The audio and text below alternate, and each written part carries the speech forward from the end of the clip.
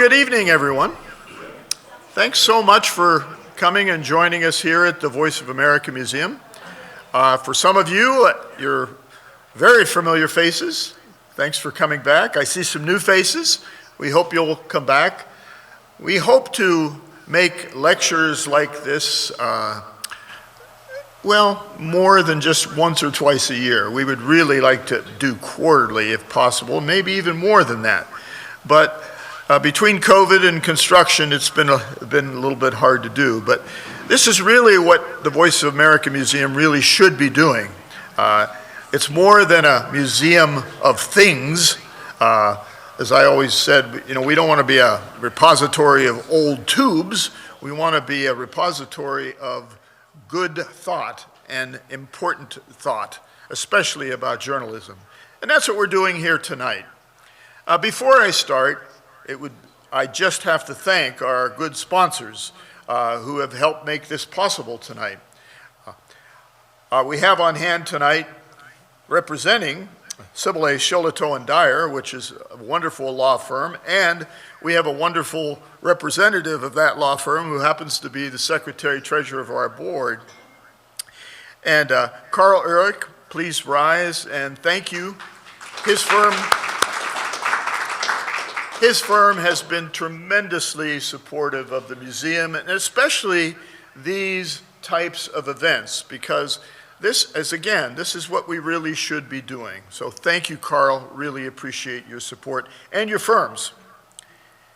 Also, a relatively new sponsor to us this year, at this time, is Miami University.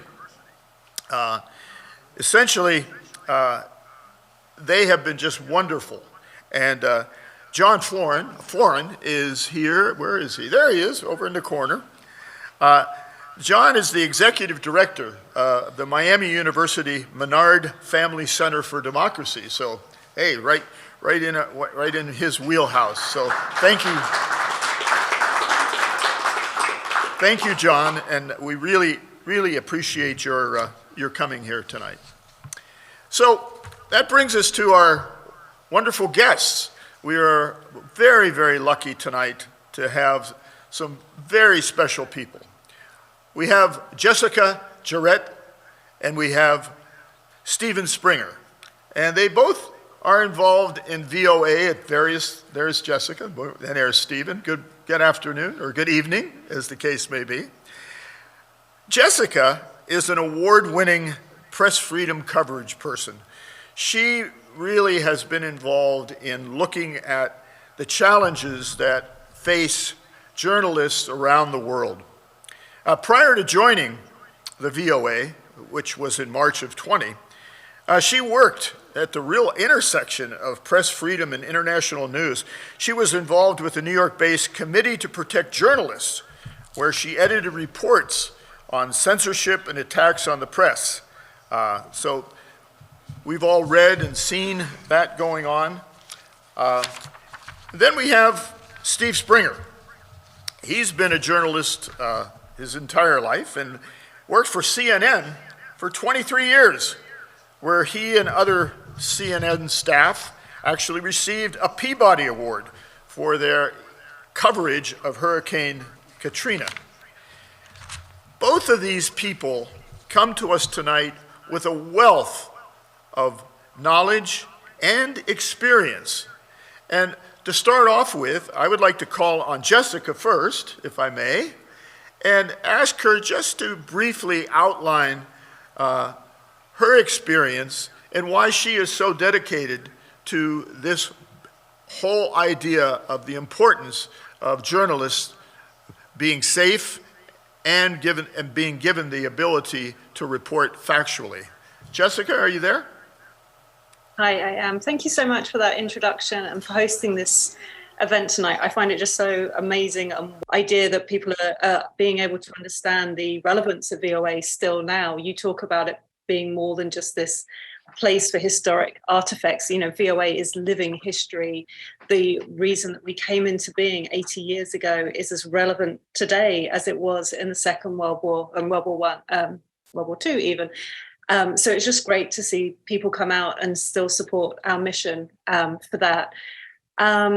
So I joined VOA as the press freedom editor in 2020, and press freedom goes way back beyond that. At VOA, we have a free press matters is our mantra at VOA. It's our tagline, but it's more than that. It's something that we really embody and deeply believe in. My work at VOA is to look for cases of journalists who are censored or repressed, being forced into exile because of repressive regimes, and really help other audiences to see these trends and to understand what journalists do. I think journalism and press freedom really come together so closely. Without journalists, we don't have public watchdogs, we don't have people holding the powerful to account. And that goes for, Russia or China, or even here in the US. The importance of journalists, particularly local journalism, is just so important. Today, I come from a international news background and particularly understand how important it is to work with local journalists on the ground. So to be able to work at VOA, where so many of my colleagues come from and report to some of the most censored and repressive countries in the world, it's just amazing to see every day their ability to bring stories to our audiences to help them understand what's happening in the world, in their communities, in the world at large, the importance and the difference that credible, accurate information can make to supporting democracies. I'll hand it back to you now. Well, thank you. We'll be back to you in just a second. Stephen, could you give us a brief outline of some of your experiences and your ideas on this topic, please? Yeah, sure. And I'd like to echo what Jessica said. Thank you all for the opportunity to speak to you tonight. I've been aware of the museum pretty much since I started at VOA in 2008. So it's really a pleasure to finally talk to all of you who support the museum and support VOA. This summer will be 49 years since I started my first job in news, working as a desk assistant, essentially a gopher for ABC News in New York, straight out of college. And I've taken a path that's taken me from there to CNN. I've worked for Reuters. I've worked a little bit for ESPN, and I was at VOA for 14 years until just recently, this past month, switching jobs, going to VOA's companion network, Radio Free Asia. Becoming a standards editor is something that for me was ultimately a natural progression over all the years of being an assignment editor, being a field producer, being a video producer, working on special events, something like Hurricane Katrina, political conventions, and the whole idea of a standards editor for any news organization, it almost goes hand in hand with what Jessica was talking about, because we are in many ways the gatekeepers to ensure that no matter what the story is, that we are fair, that we're balanced, that we're accurate, that we're neutral in our reporting, that we're giving our audiences all the facts to decide about a story for themselves. It's not our job, and I believe that my standards editors colleagues would agree with that. It's not our job to tell an audience what to think about a story. It is our job to give them all the information that they need so they can then decide what to think about that story. And a standards editor has to make sure that all of the people in that news organization understand that and do not let outside influences get in the way of that kind of solid factual reporting. Back to you. I'd like to go back to Jessica. I've got a kind of a question for you, Jessica. We hear so much about journalists being forbidden, or at least making their job difficult in some countries around the world where they literally, face physical harm. But could you talk about some of the countries or places where it may be not quite so overt, but still the journalists are under pressure to be less than fair and accurate? Any experiences in that area? That's a really good point, actually, and something that I find the countries, obviously, we're aware of Russia, Afghanistan, Iran, where journalism is pretty impossible. But there's other countries where, by all intents and purposes, they're a functioning democracy, they have rule of law. But you do see pressure in all sorts of ways. One country I would say is Hungary, which often people refer to as an illiberal democracy. Yes, it should have democracy, it has a large media market, but what you see there is media capture where people who support the Orban regime have come together and they've bought up about 500 news outlets, national news outlets, local news outlets, and then they slowly have control of the media market. And other countries that use Turkey, again, another one that should be a functioning democracy, but uses regulations, internet blocking, even allocation of state funding. So states that provide public advertisements in a newspaper, they start to put caveats on who can have that advertising. As journalists, we all know that the bottom line is important. You still have to pay the reporters, we still have to pay the electric bill and the internet bill for our newsrooms. But you see in those countries, they find very creative ways to make it harder to work, either through economic pressure or just the phone calls to the newsrooms suggesting to people that maybe they don't follow that story a bit too closely, or that we might revoke your license to operate if you do. So we see it in Europe, we see it in places in Asia.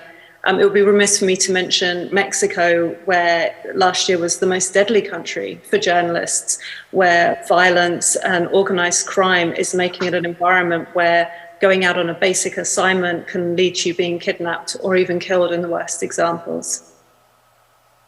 Thank you. Thank you. Stephen, one of the things that you mentioned kind of really touched a nerve for me when you said that a journalist really should not bring his or her ideas, not ideas, but opinions, but it should be report what happens.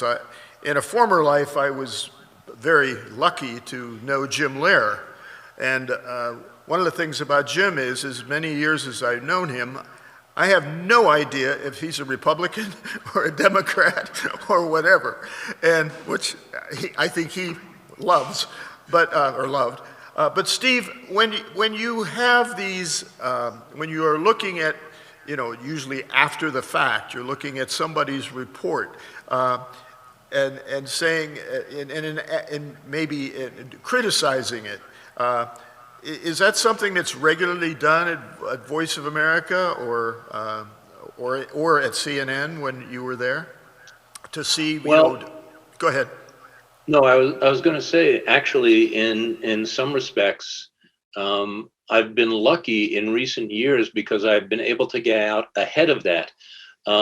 Specifically, 13 months ago, after Russia invaded Ukraine, I had separate 1-hour meetings with our Russian staff and our Ukrainian staff. And unfortunately, we were still in more or less a pandemic mode, so it had to be a virtual meeting.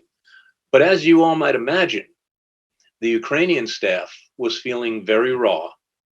They still had family in Kyiv, they had friends and family elsewhere in the country. And their questions to me were basically, why should we report whatever is said out of Moscow? Why should we report what Vladimir Putin says when we know what he's saying is false?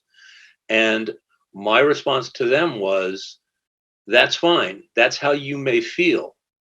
But your obligation is to the audience, not to yourself, not to your service, to the audience.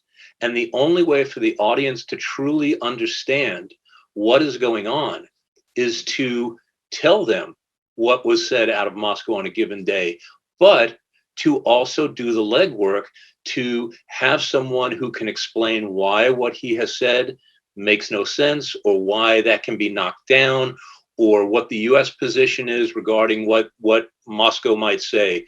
So it's what I always used to say to our staff is, when you come into the building, you're inside the four walls of VOA, your personal feelings don't count. You are a journalist and your responsibility is to the audience. And I think that's the most important thing when you have a situation like that. as I said, in a way, I was lucky. I could get out in front of that because it was literally days after the invasion happened. You asked about after the fact. After the fact is always hard because the genie is, for all intents and purposes, out of the bottle. And then it becomes an investigation for a standards editor.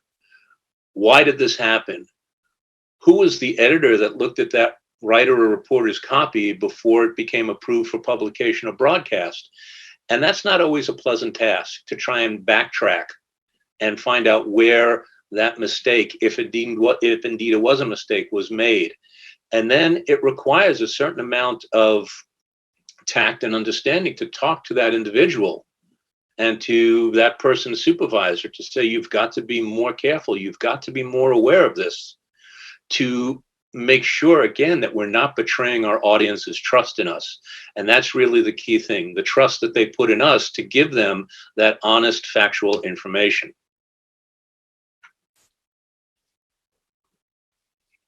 If we want this to be a conversation, I hope you came with some questions tonight. So the best way, so that we make sure that our guests can hear, we're going to ask you to come up here to the podium and ask your questions. So somebody want to start? I'm sure there's some. Melinda, you want to start? All right. Come on up, please.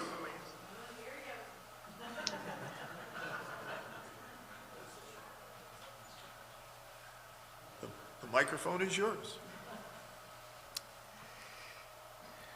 First of all, thank you so much for doing this. I taught U.S. history for 40 years in high schools, 3 high schools in Illinois for 15 and Lakota West for the last 25. So thank you for doing this. I'd like you both to speak to the frustrations that you must feel. Maybe this is more American, but the frustrations from 2 people that have dedicated their lives to journalism and the truth, that when you know you're telling the truth and someone doesn't agree with you, it's fake news.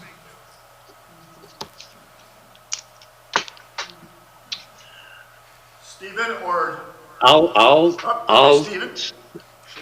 start it. That's fine. Thank you for the question. I appreciate that. The whole idea of fake news has just, and again, I'm certain Jessica will agree with me on this, has become such a bane of our existence, especially for those of us who are committed to, as I was saying, reporting factual news, true factual news, not reporting it from the left or the right, reporting it as solidly as possible. And when we hear that somehow VOA is fake news, that strikes a nerve, because for as many years as I've been in journalism and the 14 years that I was at VOA, if there's one thing that VOA is not, it is not fake news by anybody's stretch of the imagination. How it affects the rest of our colleagues, especially those who are based here in the United States and report to the United States. I still have friends that work at CNN, and I know it gets under their skin, but the best that any of us can do is just keep doing our job the best way we know how, and to be able to go home at night and say, I did the best work I could. If someone thinks otherwise, that's their opinion.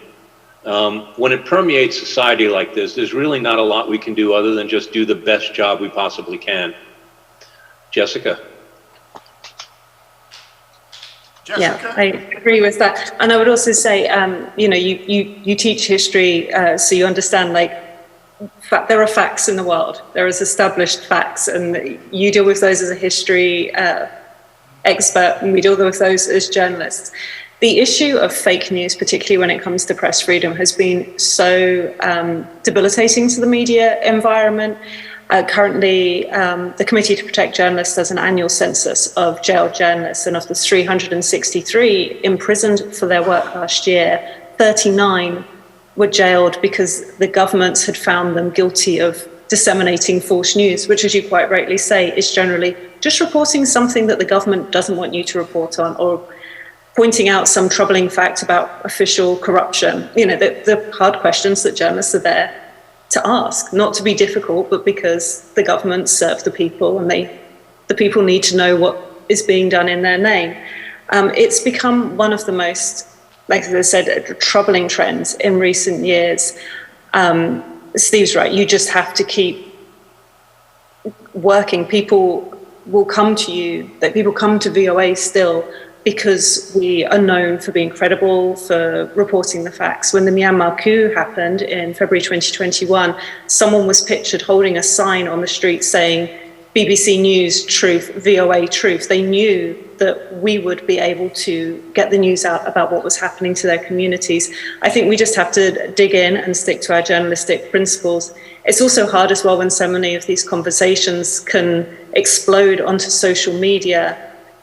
As a journalist, I find I'm like, there's a constructive way to have this conversation, and personally, I don't find it constructive to try to get out there and defend yourself on social media. I defend myself through my work, through trying to report as accurately and as fairly and as unbiased as possible. I'm optimistic, so I would like to think that facts will always win out.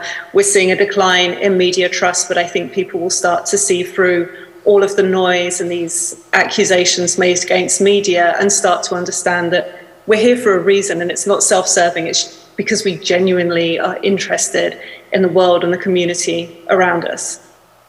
Thank you, Jessica. Thank you, Stephen. So come on up, please.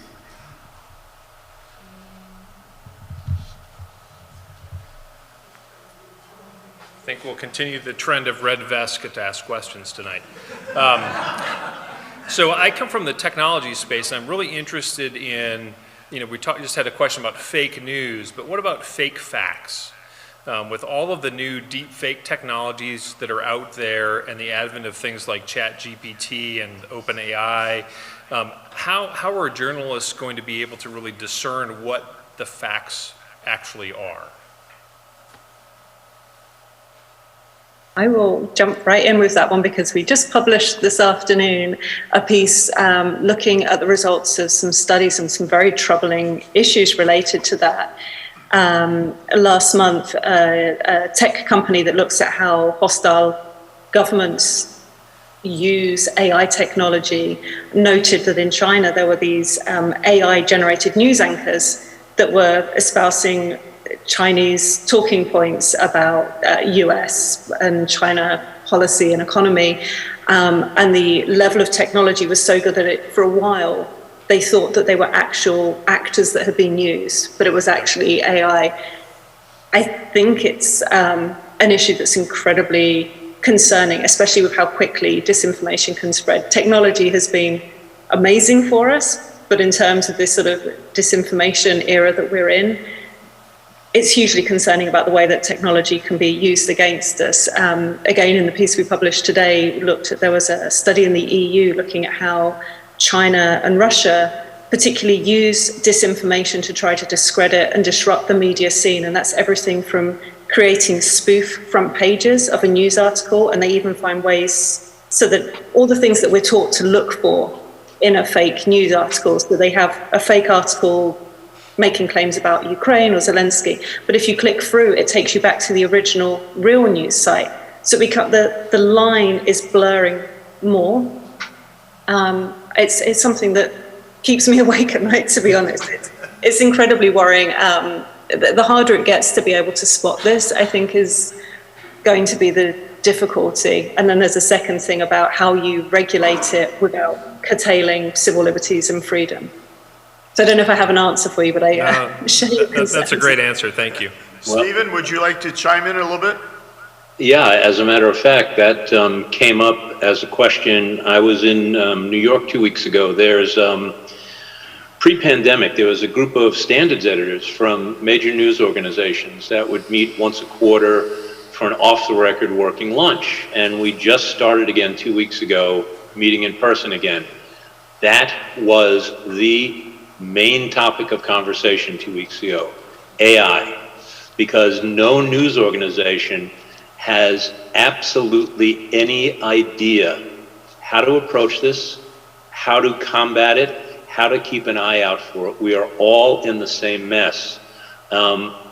Interestingly, VOA, Radio Free Asia, and our 3 other partners in U.S. international broadcasting are all now crafting our own policy about AI for each of our networks. And it's essentially a group effort at this point. What I find scary, and following up on what Jessica was just saying, for about 5 summers in the 2010s, I would teach a summer course on media and journalism. And I said then, I don't know where technology is going to be in 5 or 10 years, because this was just at the dawn of Facebook and Twitter starting to make their major inroads. And I said, okay, we're in the social media phase.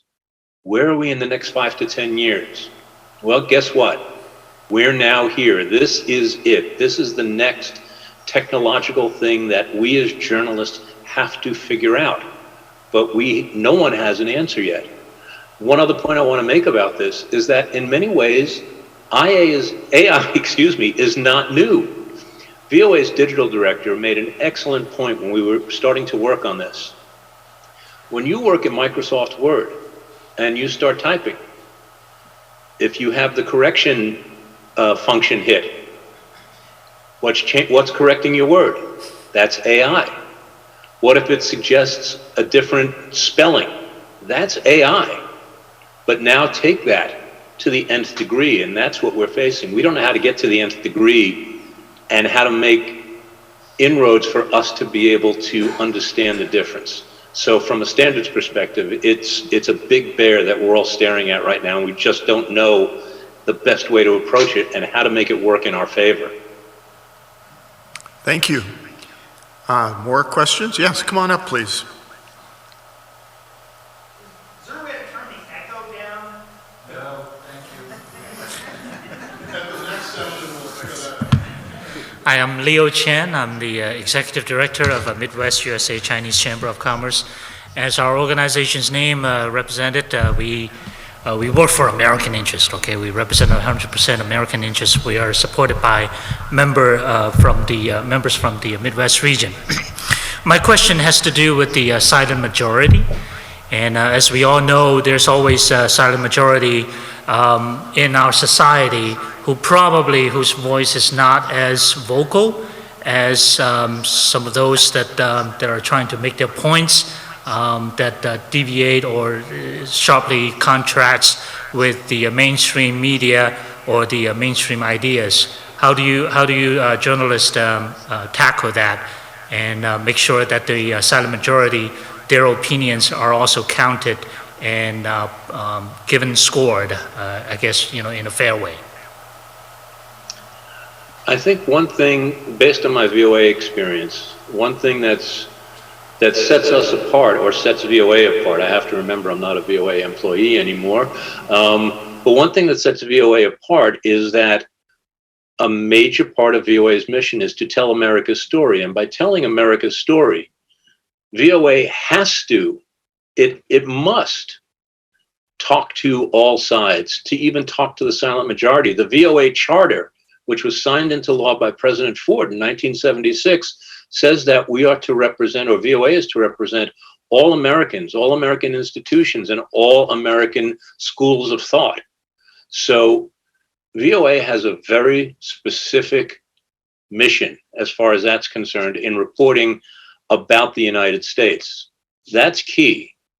So I would like to think that while I was there, and Jessica can expand on it for me, but I think that's something that is sort of built into VOA's DNA, that it can't just be one point of view or 1.5 points of view. It's got to go all the way to the other side. Jessica? Yeah, I mean, I think obviously, clearly this is your field, but this is, you put it beautifully. And I think speaking generally about journalism, it makes it so much richer and diverse if we truly take the time to listen and represent all voices, even the ones who aren't, as you said, Leo, aren't as forthcoming about their views. I think it's really important to seek out those voices. And, a healthy conversation is how we keep a healthy democracy. And through just balanced and nuanced journalism. That's something we can do.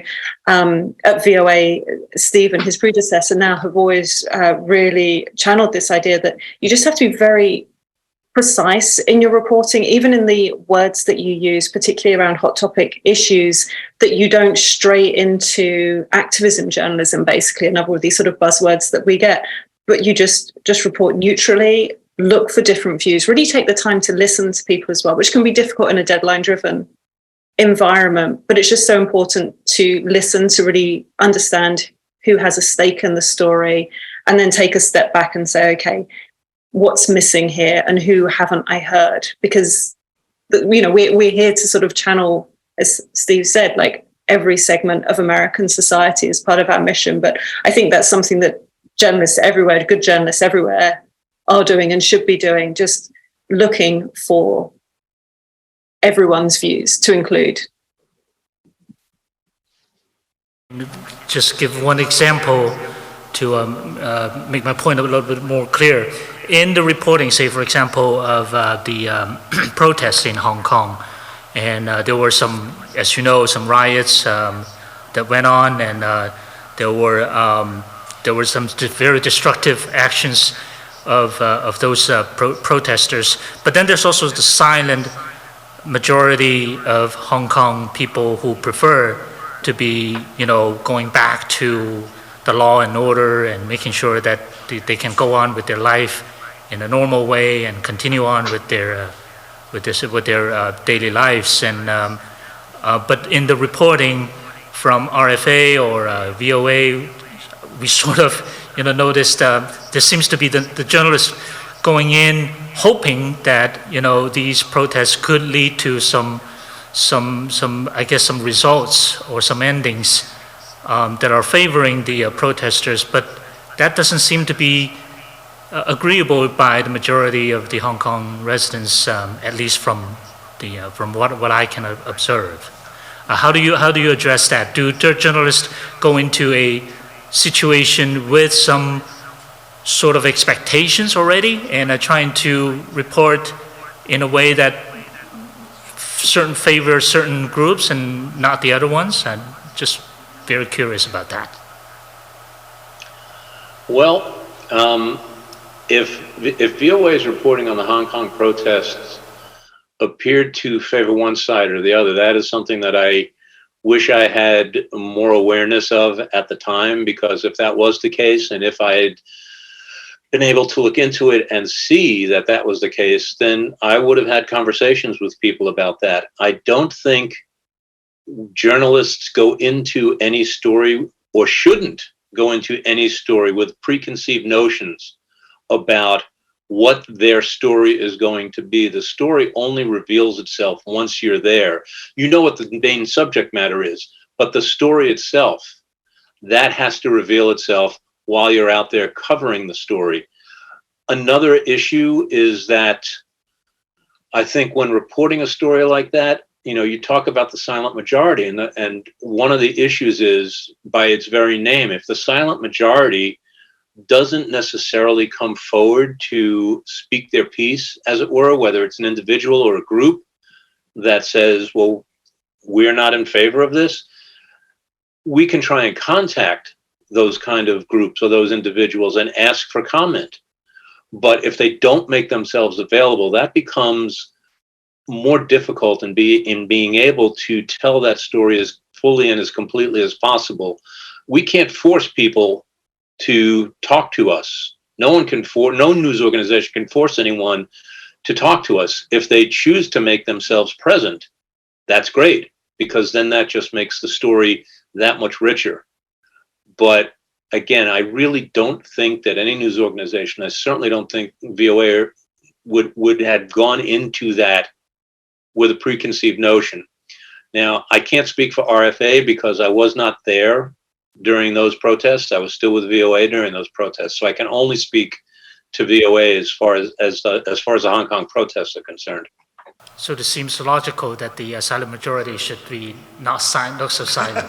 Thank you.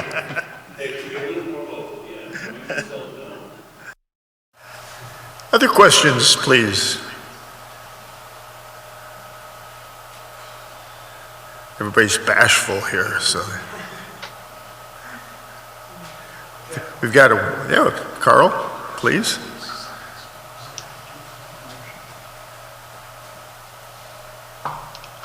So I wanted to talk a little bit about the audience perspective. You know, when we go out and buy a car, we look at a sheet and we find that it's pre-owned and certified. We go out into a pharmacy and we can purchase prescriptions that are, you know, vetted by a physician, so we have some level of credibility and understanding and trust in the products that we're receiving. My question from an audience perspective is, in an internet age when we're inundated by all these sources of information, how do we as audience members, as consumers of news media, vet those sources in an intelligent way? How can we look at the various news sources and say that this one's credible and this one I shouldn't trust? Do you have any ideas or suggestions in how we as audience members might do that? When I was in standards at CNN, my boss... For our guests not in Cincinnati, apparently we have a storm coming to Cincinnati, and oh, it's an Amber Alert? Okay, well, so everybody's phone went off in the studio here, but so... do you want to, Steve, do you want to follow up on Carl's point? Yeah. My boss at CNN Standards made a very interesting statement to the whole CNN staff at one point. He said, if politically you tend to lean to the left of center, and your primary sources on a daily basis might be the New York Times and the Washington Post, he said, you know what? Once or twice a week, read the Wall Street Journal. Read their A section. Go to their op-ed page. See what they have to say. And then he said, if your politics lean to the right and you read the Journal or you read the Washington Times or something like that, he said, take that day or two and see what the Times or the Post might be reporting and find a balance, understand where each side is coming from, because it goes back to, they are telling you the same story, but yes, you can see that there are differences in the style of reporting, how they're making the points known. There is no question about that. And I think the Times and the Post have become, for lack of a better word, a little bit more aggressive in how they report that in the last 7 years now. But in a sense, it's your responsibility to be willing to accept a point of view from the other side. The question then becomes, who of those, regardless of which side you're looking at, which ones do you trust? And I think, Carl, that's part of where your question was coming from in terms of who do you trust. And I think you have to be able to do a little bit of research and understand which ones may be just a little too far on the fringe, to the right and to the left. I mean, there's fringes on both sides. And, you know, if you start to see something that just feels like it's way off mark, regardless of which political side it's from, then maybe that's where you have to sort of put that one aside and say, you know what, let me go back to my starting point and see what's there instead. That's the only way I can advise you to try and find that balance between both political sides or both approaches to how the news is presented. I would add to that as well. Like, I think algorithms and particularly social media have played a role in this as well, in that we so often are spoon-fed news that an algorithm and clever technology companies have figured out is going to provoke a response to us. There's some amazing groups out that really particularly deal with media literacy. One of them, for instance, the News Literacy Project, does these quite fun interactive quizzes to help you test, and you can test your views of whether a news source is credible based on your political preferences. So it shows you how the left or the right might try to get you to engage with a particularly more opinionated piece of news. I mean, it's it's media literacy is a big issue when it comes to journalism at the moment. I don't have much more to add than what Steve said, seeking out other sides, not being afraid to challenge ourselves, and also just speak to people, in our community, in our own families. There's a range of political beliefs and opinions, and I think more and more we tend to be closeted on social media, just speaking to people who have the same view as us. And we should just have conversations and realize that it's not as black and white, or not everything is as black and white as we believe it is, because I think that polarization is becoming an issue in media as well, where it's all extremes on one side or the other. But we're all still living just fine. Like there's a middle ground, and we can find that. And through balanced journalism, that's one way. It's just finding the sources that you can trust, and sources that are always reliably balanced and objective are the ones to go for. Thank you. Any other questions? Yes, come on up, Greg.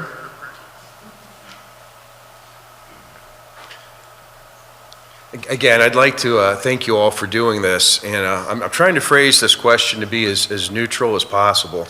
And there's some things that we've touched on today with like the fake news and the AI, and then there's also kind of a little spin of stuff that may not be fake news at the time, but you find out later that what was originally reported wasn't correct. And with the internet and with stuff out there and with the immediacy of getting things out 24/7, is there a way that you go back and reflect on the news that's been reported? And unfortunately, I didn't bring this with me, but I bring this up because I was searching your website for different information, and I can find a lot of stuff on things that Trump's done. But one of the things I stumbled across was just an article, maybe written about 6 months ago, that alluded to the fact that a police officer was killed during the January 6 riots, which was really highly published at the time, and it's still being reiterated in certain news segments, but we know now that that officer did not die on January 6th. It may have been related to that, but that news is still up there. So do you go back and reflect and try to take things down that are no longer accurate, that may have been accurately reported at the time? Or is that a staffing issue, a budgetary issue, that things just kind of, hang out there? Thank you very much. I'm going to hand this one over to Steve in a minute, but it's kind of, because I feel like I might have this wrong, but when we publish the facts that or our understanding of the situation at the time, and particularly like the cases that you mentioned, they're kind of like what we call like a running story. There's going to be updates, there's going to be things that we discover, but although things live on the internet for a long time, particularly for news, it has to be like a fixed point. And then if there's something that we change in it, and this is where Steve's going to come in properly with all the proper explanation about how this works, that we are very clear about what changed and why it changed. I think in the cases that, a case like you mentioned, where we report on something that's happened at one point and then later information is updated, that's like a new news story, rather than going back and correcting something at the time. I'm answering this really in a very complex way. I'm going to let the professional take it. Well, it's interesting.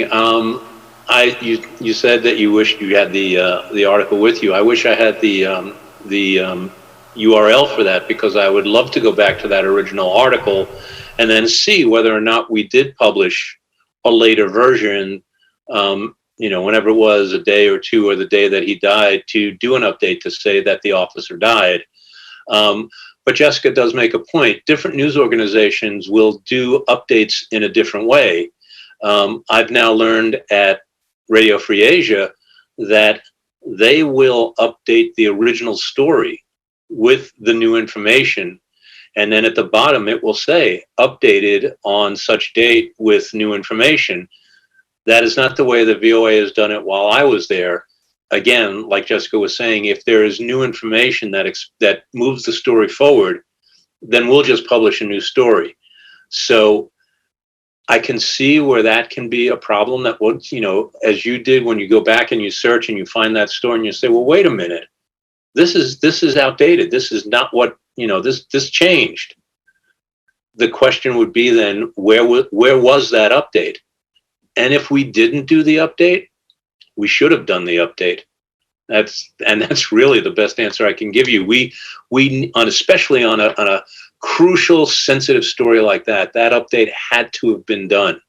So I don't know, maybe I will go back and look and see whether or not we actually did do an update at the time, and see whether or not we did clarify that he died, what I think it was a day later or 2 days later, I can't remember now, and see whether or not we did do an update on it. Other questions? Yes, please come up. Just wanted to get your thoughts on the influence that advertisers do or don't have, especially on television news. How much sway they may be pulling or not pulling within a given outlet as to the message that's being sent. Well, that was one of the great things, or that is one of the great things about working for U.S. International Broadcasting. We have no advertising ever, anywhere. You can go to voanews.com, you can go to rfa.org, you will not see advertising. So we at least don't have that concern.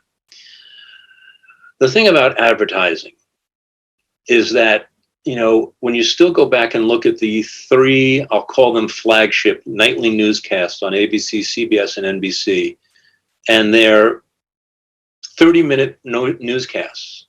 But really, there's only 22 minutes of content out of that 30. And if you were to add up out of that 22 minutes, how much was just the anchor talking to you and not seeing a real story, then the actual news becomes so much less. So advertising in that regard eats in on TV news, eats into the time that they have to actually tell you the news. It used to be that TV news organizations, ABC News, CBS, NBC News, were loss leaders. The companies were willing to take the loss that they may get from advertising in a 30-minute newscast versus what they made in prime time.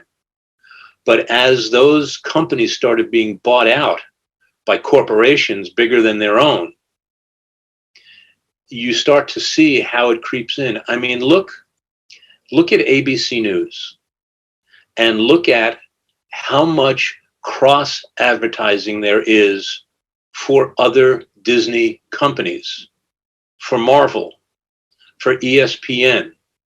All of this cross promotion, cross advertising, to a large degree, it takes away, I feel, from the importance of the newscast. When guests come on news programs and you realize, oh, that's the star of the primetime show on Thursday night at 8 o'clock. You start to realize how, for corporate profit, it's affecting how much real news you're getting from those programs. Now, for networks like CNN and Fox News, let's say, CNN has, in the time that I left, I've been gone 16 years now, but when I was at CNN, there was an unspoken motto. Well, I should say an unwritten motto. It was certainly spoken by everybody. The news is the star. And slowly over time, and I can peg it for myself to 1990, where that slowly changed, where the news was no longer the star, where personalities, where cross-promotion, where advertising all of a sudden was becoming more important than the news itself. And again, you see it on a daily basis now. I find that unfortunate because I still think that the news is what people come for, not the cross-promotion, not the cross-advertising. You can take that in a slightly different direction as well, particularly looking at the work that I'm involved in with VOA reporting on press freedom issues. And advertising is one of the many tools that authoritarian regimes have to try to pressure journalists. We see it particularly in Central America, in Turkey, where companies either directly or indirectly put under pressure by state and national governments to withdraw advertising from news outlets that are deemed critical. And obviously that has a huge knock-on effect. I believe in some newspapers in sort of Guatemala, Nicaragua, have lost dozens of staff because advertisers start pulling their advertising because they feel that, well, Nicaragua particularly, if you advertise in what's considered an opposition newspaper, which in President Ortega's view is anyone who doesn't completely agree with his viewpoint, then the company that was advertising, the advertiser, risks being accused of money laundering or tax evasion or being put under these sort of various legal investigations and threats. And it's a very rocky position to find yourself in Nicaragua at the moment. They just released over 200 political prisoners and stripped them of their citizenship. These are all just people who disagreed with the president there. So, I mean, talking sort of outside really of your question, but I find it particularly fascinating the way that advertising can be used as like a financial pressure. I would just add to what Steve was saying. We have an editorial firewall at VOA, so although we don't have advertisers, we're buffered from any kind of political pressure, which gives us the space to report neutrally. And, you know, like Steve said, within the four walls of VOA, you leave your opinions, your biases, your backgrounds at the door, and you try to come in as best you can and just report the facts of the day. Yes, come on up, please.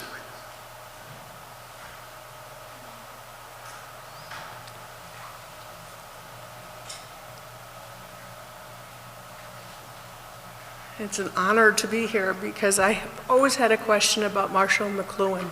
With the media is the message. And the message, coming from a finance background, you follow the money. And so with the journalists and with the importance of what our children are reading and game playing, when I go, since I've been retired, I like to read and I go to the book lists. And the book lists, murder, guns, betrayals, my grandson playing the video games where it's obliteration. How does the media handle this when money speaks and money buys out? That's my question. Thank you. Thank you.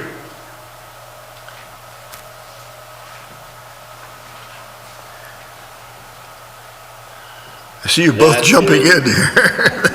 No, it's Steve? It's a tough one. It's, you know, one of the things is when we talk about the media, you know, everything we consume, whether it's on the web, whether it's, you know, a made-for-TV movie, whether it's the latest video game, those are all media.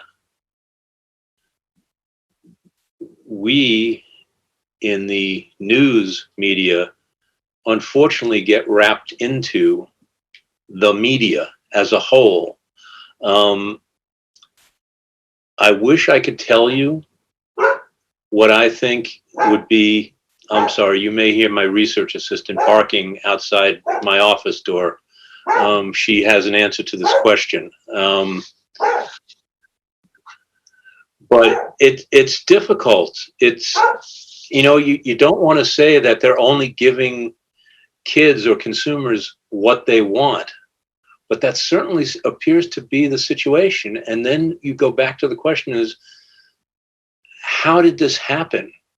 Why are they giving them this in particular?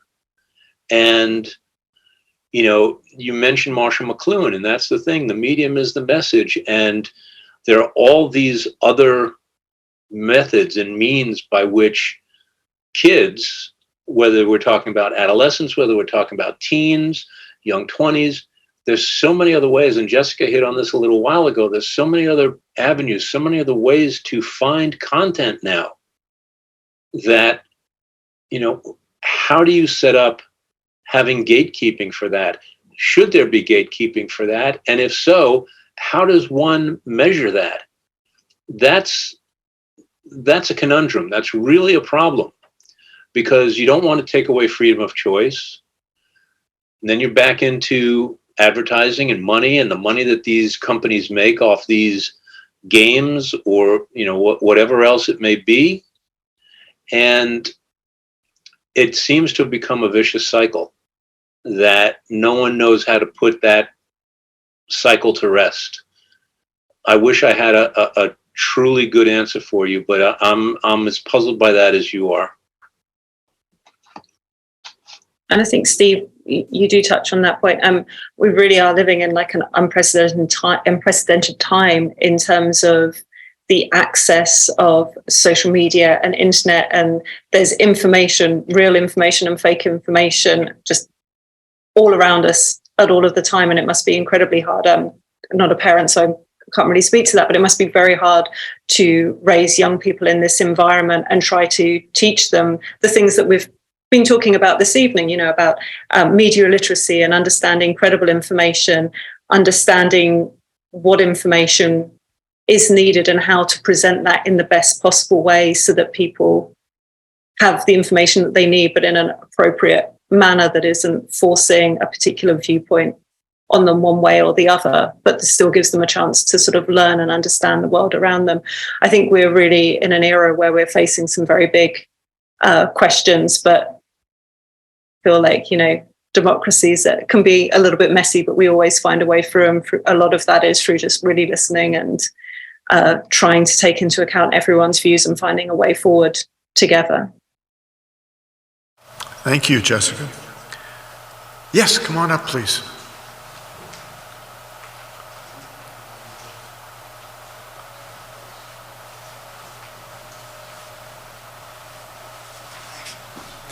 I feel like I have to say something since we've been talking about kids for the last two questions. I'm a journalism teacher. I've been teaching journalism at the high school and college level for 40 years. And I'd like to ask the panel what they would say today. Usually I have a bunch of kids here, all right, but it's spring break, and they could not wait to get away from here. They were running to the cars and buses and planes to get to the beach. But I've been lucky to have great kids over my years here, and some parents in this room have putting up with their kids, great kids I've had. But what would you say to them? What would you say when they come to class and they're bombarded with media? And I'm trying to teach old school. I know she'll tell me I'm old school, sure. I take pride in that, but it's hard to say that.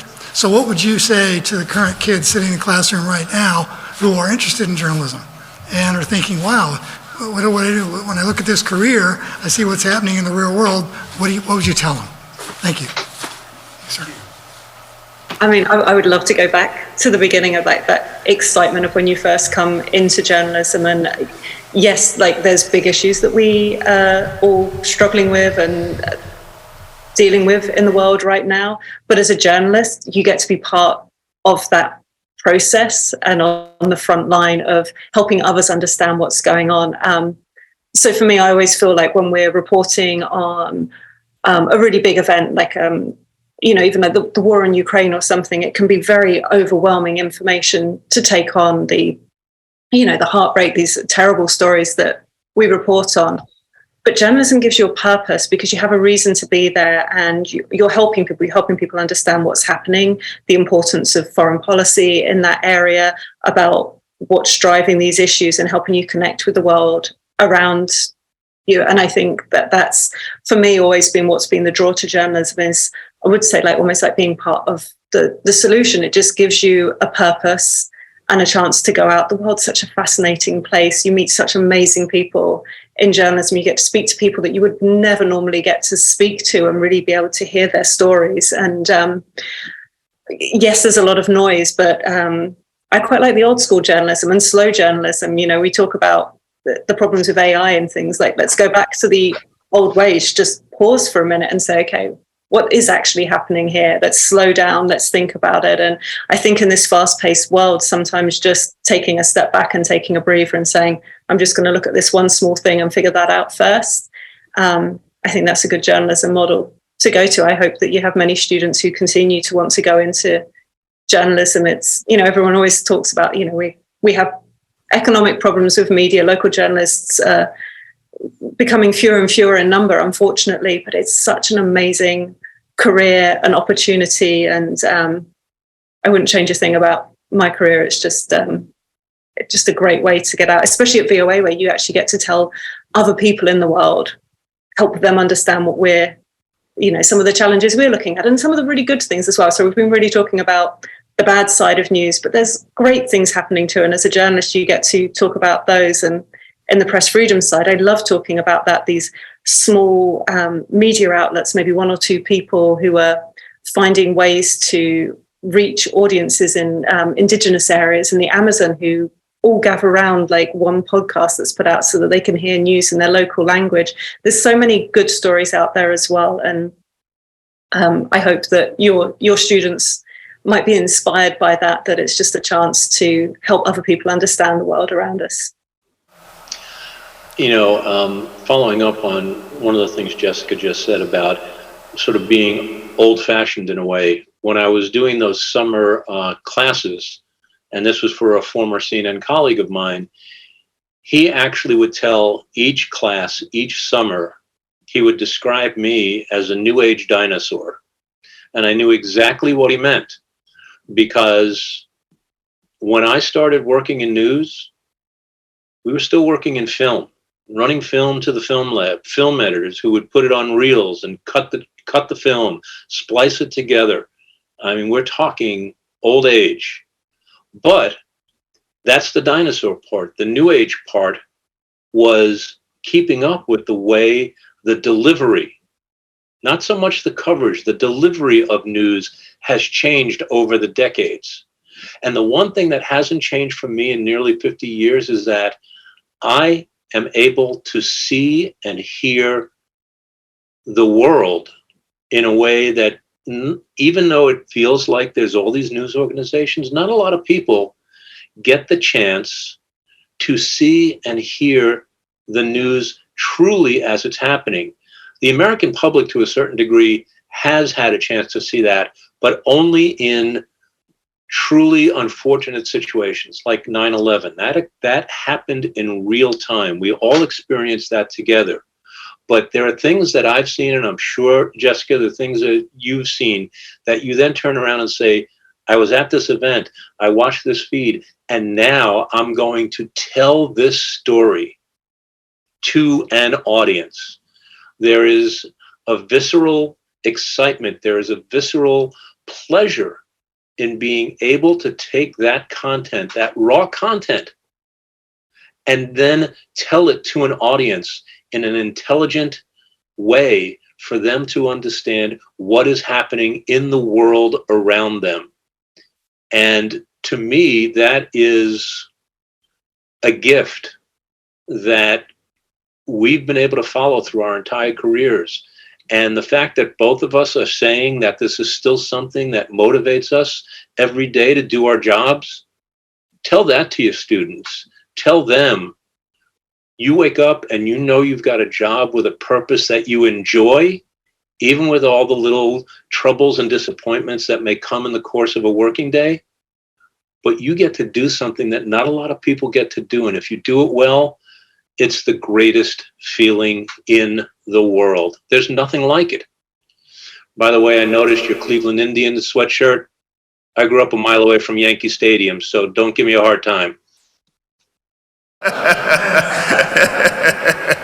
Thank you, Steve. We have in the back there, Art, you want to come up?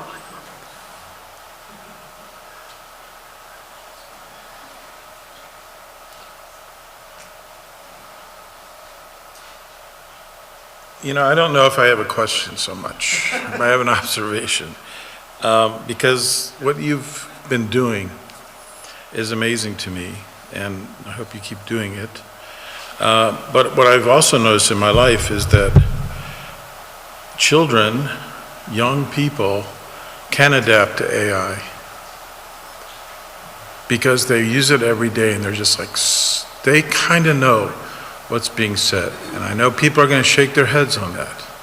But what I've noticed, I get emails from South America from nieces and nephews, from Europe, nieces and nephews, and USA from nieces and they all know what's going on at the same time. Sometimes before I know from VOA. And what's interesting is they ask me questions and I ask them. We have this instant communication. It's a tool that's just totally different.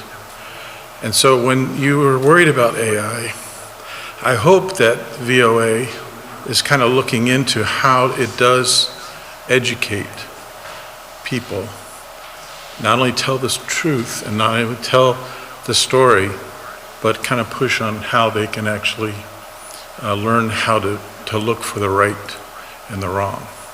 And I really appreciate everything that you've done. I hope you look into that a little bit more. Thanks.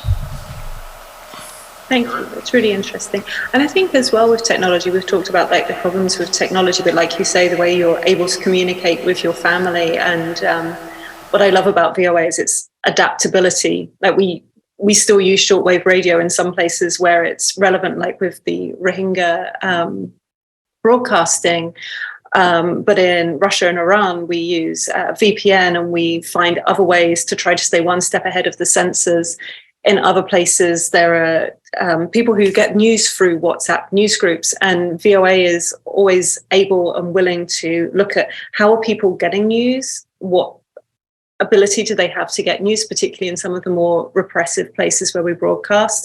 And then we just find solutions. And it's like, okay, if they're using that platform, let's see how we can find. So like, as Steve said, like the content remains the same. It's still reliable. It's still trusted VOA, but the platform changes and we adapt. And that's what, we're here in our 81st year and still doing the same job that we were doing 80 years ago. And just the platforms change, and there's some concerning parts of some of the new technology, but it also does help us connect really quickly and to get news out to people right at the moment when they really need it. And I think that that's something that I just have huge pride in with VOA, that sort of ability to always find a way to reach people.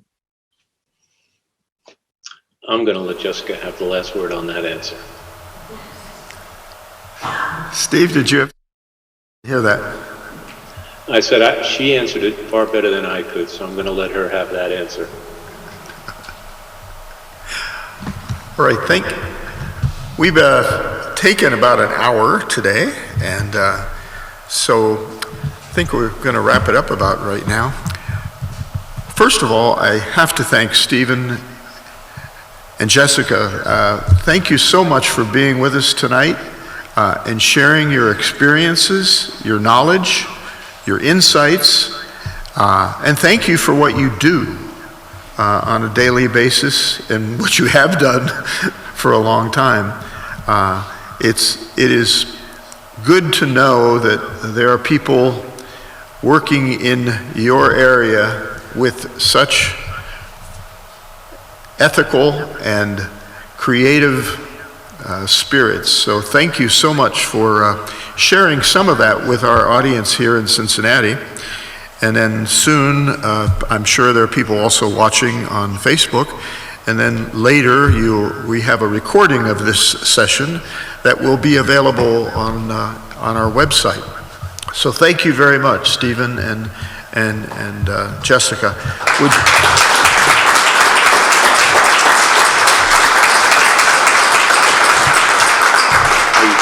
Would either of you like to say a final word?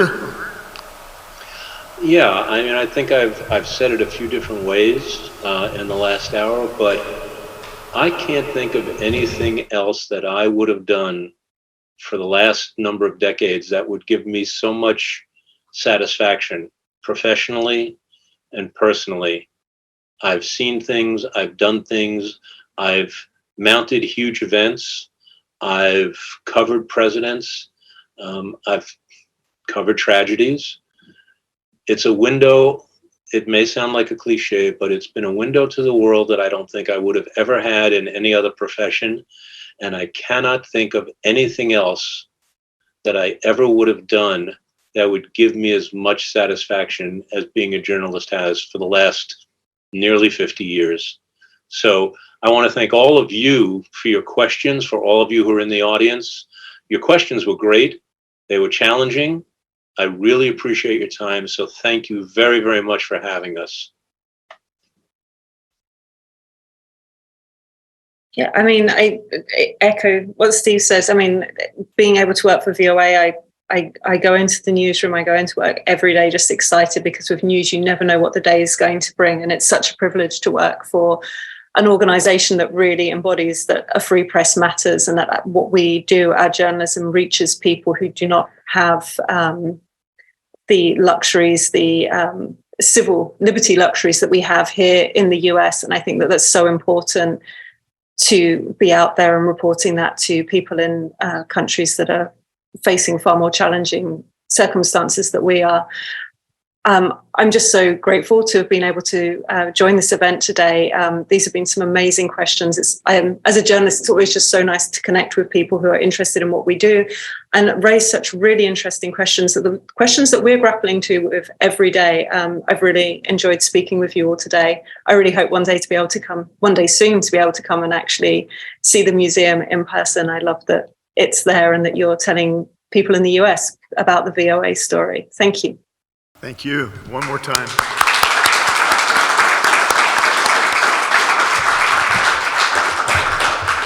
And of course, you have a standing invitation to come to the museum anytime you find yourself in Southwest Ohio. So maybe someday we'll have you here in person, and we'll have another group perhaps. That brings us to the end of our evening. First of all, I want to thank you for coming out tonight. It's good to know that there are people interested.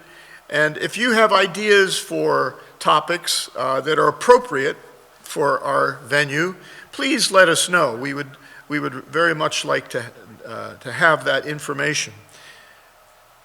Also want to again thank our sponsors, Civilay, Shillito, and Dyer, and of course Miami University's Menard Family Center for Democracy. So thank you, John. Thank you, Matt. I forgot to introduce Matt. Matt is, by the way, the Director of Public Programs for Miami University, Matt Smith, so he's here tonight too. So thanks for our sponsors.